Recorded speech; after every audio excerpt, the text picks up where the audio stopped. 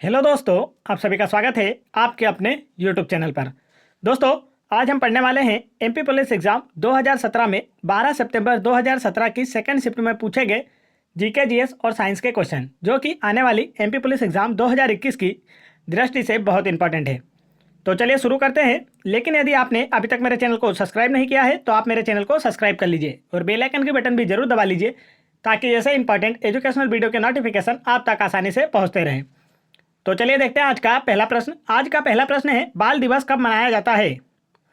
Option दिए हुए हैं आपको और आपसे पूछा गया है बाल दिवस कब मनाया जाता है। तो इसका जो राइट आंसर है वह है ऑप्शन नंबर 2, 14 नवंबर को। प्रत्येक वर्ष जवाहरलाल नेहरू जी की जयंती पर 14 नवंबर को बाल दिवस मनाया जाता है। जवाहरलाल नेहरू को चाचा नेहरू कहकर भी बुलाया जाता था और जवाहरलाल नेहरू भारत के प्रथम प्रधानमंत्री थे। चलिए आगे बढ़ते हैं अगले प्रश्न की ओर। अगला प्रश्न हमारा, भारत में किस रेलवे स्टेशन में प्लेटफॉर्म की संख्या सबसे अधिक है। आपसे पूछा गया है भारत के किस रेलवे स्टेशन पर प्लेटफॉर्म की जो संख्या है वह सबसे अधिक है। 4 ऑप्शन है और आपको आंसर बताना है। तो इसका राइट आंसर है ऑप्शन नंबर 3, हावड़ा। भारत के हावड़ा रेलवे स्टेशन पर प्लेटफॉर्मों की संख्या सर्वाधिक है और हावड़ा में प्लेटफॉर्मों की संख्या है 23।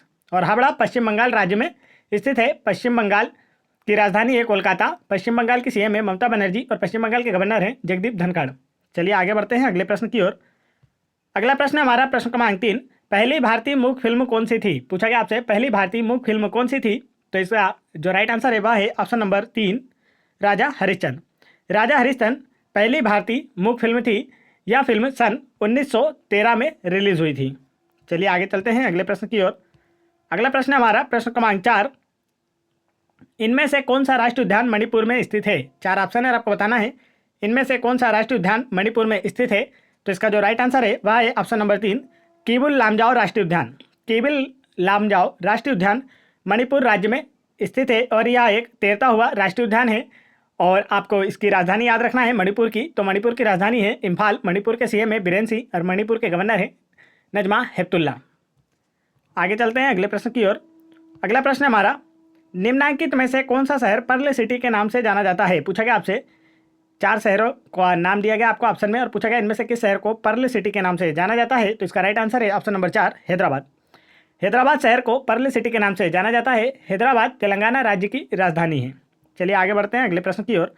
अगला प्रश्न हमारा, भारत में जल पर बना सबसे लंबा पुल कौन सा है। आपसे पूछा गया है भारत में जो सबसे लंबा पुल है वह कौन सा है। तो इसका राइट आंसर है ऑप्शन नंबर 1, भूपेन हजारिका सेतु। भूपेन हजारिका सेतु ब्रह्मपुत्र की सहायक नदी लोहित नदी पर बना हुआ है। चलिए आगे चलते हैं अगले प्रश्न की ओर। अगला प्रश्न हमारा, मालनपुर औद्योगिक क्षेत्र कहाँ स्थित है। पूछा गया आपसे मालनपुर औद्योगिक क्षेत्र कहाँ स्थित है। तो इसका जो राइट आंसर है वह है ऑप्शन नंबर 4, भिंड में। मालनपुर औद्योगिक क्षेत्र भिंड में स्थित है। आगे चलते हैं दोस्तों अगले प्रश्न की ओर। अगला प्रश्न हमारा, घाटी गांव वन्य जीव अभ्यारण्य मध्य प्रदेश के किस जिले के पास स्थित है। पूछा गया आपसे घाटी गांव वन्य जीव अभ्यारण्य मध्य प्रदेश के किस जिले के पास स्थित है। तो इसका राइट आंसर है ऑप्शन नंबर 1, ग्वालियर। घाटी गांव वन्य जीव अभ्यारण्य मध्य प्रदेश के ग्वालियर जिले में स्थित है। चलिए आगे बढ़ते हैं अगले प्रश्न की ओर। अगला प्रश्न हमारा, पश्चिमी मध्य रेलवे जोन का मुख्यालय कहाँ स्थित है। पूछा गया आपसे पश्चिमी मध्य रेलवे जोन का मुख्यालय कहाँ स्थित है। तो इसका राइट आंसर है ऑप्शन नंबर 2, जबलपुर में। पश्चिमी मध्य रेलवे जोन WCR का मुख्यालय जबलपुर में है और जबलपुर को मध्य प्रदेश की न्यायिक राजधानी भी कहा जाता है। आगे चलते हैं अगले प्रश्न की ओर। अगला प्रश्न हमारा, विक्टोरिया मेमोरियल आप किस शहर में पाएंगे। पूछा गया आपसे विक्टोरिया मेमोरियल आप किस शहर में पाएंगे। तो इसका राइट आंसर है option number 1, Kolkata. Victoria memorial Kolkata शहर में स्थित है। कोलकाता पश्चिम बंगाल की राजधानी है और जो पश्चिम बंगाल है उसकी सीएम है ममता बनर्जी और पश्चिम बंगाल के गवर्नर हैं जगदीप धनखड़।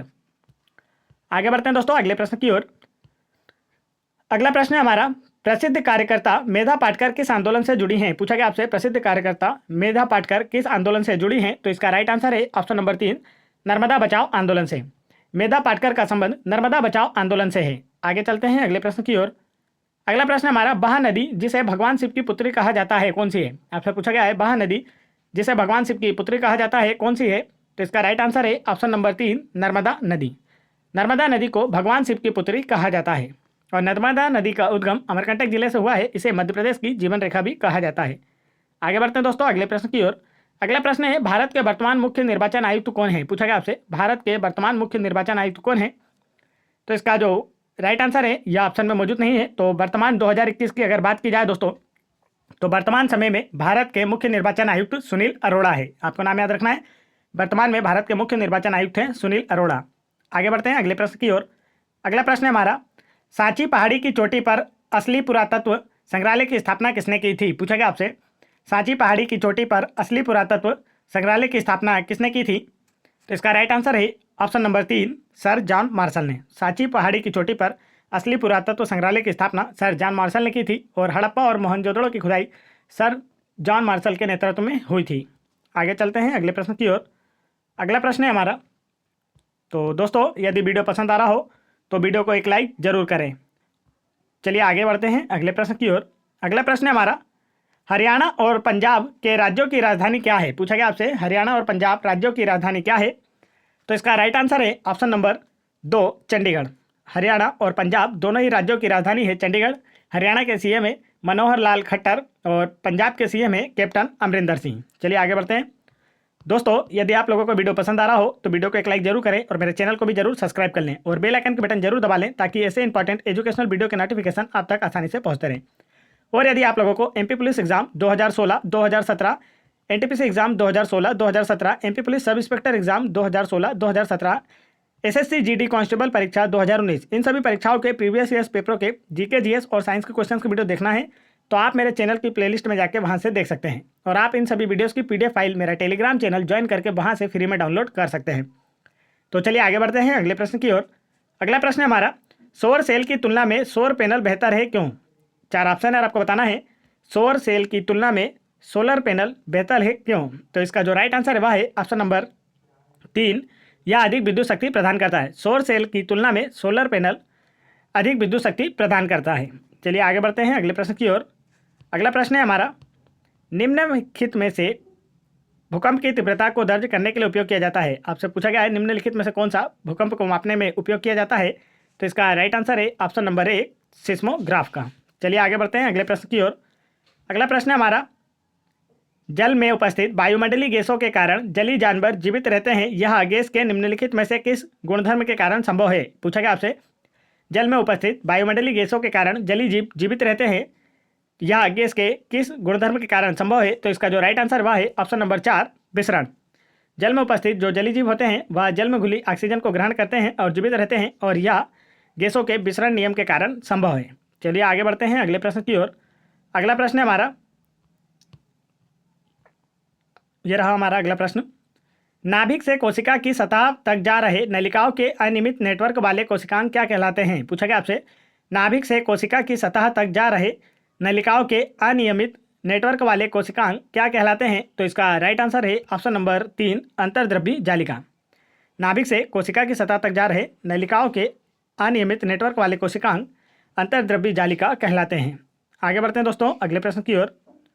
अगला प्रश्न हमारा, तंत्रिक कोशिकाएं न्यूरॉन निम्न की कोशिकाएं होती हैं? 4 ऑप्शन है, तंत्रिक कोशिकाएं निम्न की कोशिकाएं होती है। तो इसका राइट आंसर है ऑप्शन नंबर 1, तंत्रिका। तंत्रिक कोशिकाएं तंत्रिका की कोशिकाएं होती है और तंत्रिका कोशिका मानव शरीर की सबसे लंबी कोशिका होती है। आगे बढ़ते हैं अगले प्रश्न की ओर। अगला प्रश्न हमारा, कुछ जानवरों में नर और मादा दोनों लिंग अपने युग्मक पानी में छोड़ते हैं, इस प्रकार के निषेचन को क्या कहा जाता है? आपसे पूछा गया है, कुछ जानवरों में नर और मादा दोनों लिंग अपने युग्मक पानी में छोड़ते हैं, इस प्रकार के निषेचन को क्या कहा जाता है? तो इसका जो राइट आंसर है वह है ऑप्शन नंबर 4, बाह्य निषेचन। कुछ जानवरों में नर और मादा दोनों लिंग अपने युग्मक पानी में छोड़ते हैं, इस प्रकार के निषेचन को बाह्य निषेचन कहा जाता है। चलिए आगे बढ़ते हैं अगले प्रश्न की ओर। अगला प्रश्न है हमारा, उस कोशिकांग का नाम बताइए जो कोशिका विभाजन में सहायक होता है तथा कोशिका विभाजन के समय ध्रुवों पर तारक का निर्माण करता है। पूछा गया आपसे, उस कोशिकांग का नाम बताइए जो कोशिका विभाजन में सहायक होता है तथा कोशिका विभाजन के समय ध्रुवों पर तारक का निर्माण करता है। तो इसका जो राइट आंसर वह है ऑप्शन नंबर 4, सेंट्रोसोम अर्थात तारक काय। तारक काय कोशिका विभाजन के में सहायक होता है तथा कोशिका विभाजन के समय ध्रुवों पर तारक का निर्माण करता है। आगे बढ़ते हैं अगले प्रश्न की ओर। अगला प्रश्न है हमारा, उच्च दाब के अंतर्गत संग्रहित की गई प्राकृतिक गैस कौन सी है? पूछा गया आपसे, उच्च दाब के अंतर्गत संग्रहित की गई प्राकृतिक गैस कौन सी है? तो इसका जो राइट आंसर है वह है option number 1, CNG gas. CNG gas उच्च दाब के अंतर्गत संग्रहित की जाती है। सीएनजी का जो फुल फॉर्म होता है वह कंप्रेस्ड नेचुरल गैस होता है। चलिए आगे चलते हैं अगले प्रश्न की ओर। अगला प्रश्न है हमारा, चूहा 4 कक्षीय हृदय होता है और मगरमच्छ में कितने कक्षीय हृदय होते हैं, आपसे पूछा गया है। चूहे का जो हृदय होता है वह 4 कक्षीय होता है और आपसे पूछा गया है मगर का हृदय कितने कक्षीय होता है। तो इसका जो राइट आंसर है वह है ऑप्शन नंबर 2, 4 कक्षीय होता है। चूहे का हृदय 4 कक्षीय होता है तथा मगरमच्छ का हृदय भी 4 कक्षीय होता है। आगे बढ़ते हैं अगले प्रश्न की ओर। अगला प्रश्न है हमारा, ड्रायोपेट्रिस के जीवन चक्र में निम्नलिखित चरणों का सही अनुक्रम क्या है। तो इसका जो राइट आंसर है वह है ऑप्शन नंबर 1, बीजाणु उद्भिद, बीजाणुधानी, बीजाणु, प्रोथेलस, युग्मक और युग्मनज। चलिए आगे चलते हैं अगले प्रश्न की ओर। अगला प्रश्न है हमारा, पेरिस्कोप में आपतित प्रकाश परावर्तित दर्पणों पर किस अंश के कोण के पड़ता है। आपसे पूछा गया है पेरिस्कोप में आपतित प्रकाश परावर्तित दर्पणों पर किस कोण के साथ पड़ता है। तो इसका जो राइट आंसर वह है 45 अंश के कोण पर पड़ता है। चलिए आगे चलते हैं अगले प्रश्न की ओर। अगला प्रश्न है हमारा, सूर्य के प्रकाश में विकिरण जिससे सौर कुकर कार्य करता है कौन सा है। आपसे पूछा गया है सूर्य के प्रकाश में उपस्थित विकिरण कौन सा है जिससे सौर कुकर कार्य करता है। तो इसका राइट आंसर है ऑप्शन नंबर 4, अवरक्त किरणें। सौर कुकर जो होता है वह सूर्य के प्रकाश में उपस्थित अवरक्त किरणों की वजह से कार्य करता है और इन्हीं अवरक्त किरणों की वजह से सौर कुकर में भोजन पकता है। आगे बढ़ते हैं अगले प्रश्न की ओर। अगला प्रश्न हमारा प्रश्न क्रमांक 28, वन क्षेत्र में वृद्धि करने के लिए भारी संख्या में वृक्षारोपण करना क्या कहलाता है। पूछा गया आपसे वन क्षेत्र में वृद्धि करने के लिए भारी संख्या में वृक्षारोपण करना क्या कहलाता है। तो इसका जो राइट आंसर है वह है ऑप्शन नंबर 3, वनीकरण। वन क्षेत्र में वृद्धि करने के लिए भारी संख्या में वृक्षारोपण करना वनीकरण कहलाता है। चलिए आगे बढ़ते हैं अगले प्रश्न की ओर। अगला प्रश्न है हमारा, हीमोफीलिया एक है, 4 ऑप्शन है और आपको बताना है हीमोफीलिया इनमें से एक कैसा रोग है। तो इसका राइट आंसर है ऑप्शन नंबर 1, जन्मजात रोग है। हीमोफीलिया एक प्रकार का जन्मजात रोग है। चलिए आगे बढ़ते हैं। तो दोस्तों आप लोगों को मेरा वीडियो कैसा लगा, अगर वीडियो पसंद आया हो तो वीडियो को एक लाइक जरूर करें और मेरे चैनल को भी जरूर सब्सक्राइब कर लें और बेल आइकन के बटन जरूर दबा लें ताकि ऐसे इंपॉर्टेंट एजुकेशनल वीडियो के नोटिफिकेशन आप तक आसानी से पहुंचते रहें।